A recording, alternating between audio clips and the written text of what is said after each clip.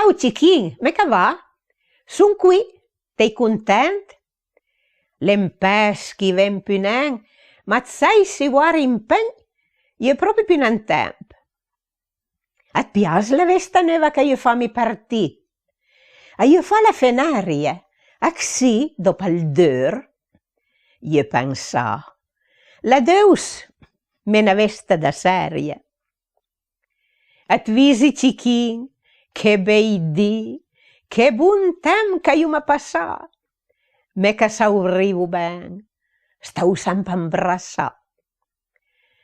Da quando hai deciso di andare su in auto, sono proprio tanto sola, e specialmente d'inverno con lecce alle mai caude.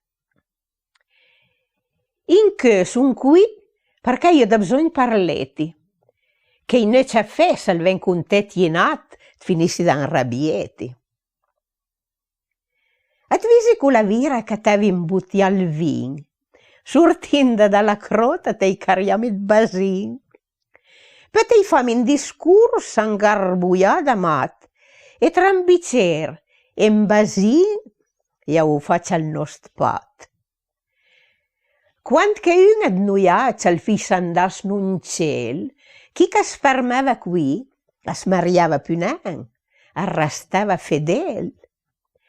Ma intanto che te parlavi, Cichin, io visti me, con il mandre della schiena, ti favi scongiuri e ti incruciavi i dì. Dal viri pens, e si moriva me? Fissa sta il mio destino? Adesso ti puoi ridimlo. Se il fissa capità, te stavi sul, Cichin. Con lecce alle sanfrecce, da sola, su un ambun scaudelo. Il gasolio, l'exicar.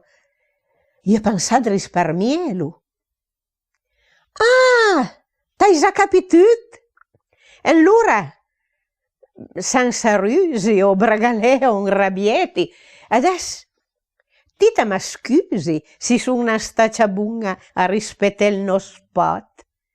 E poi, ormai è inutile, perché mi, adesso, Cichin, io troviamo un atto.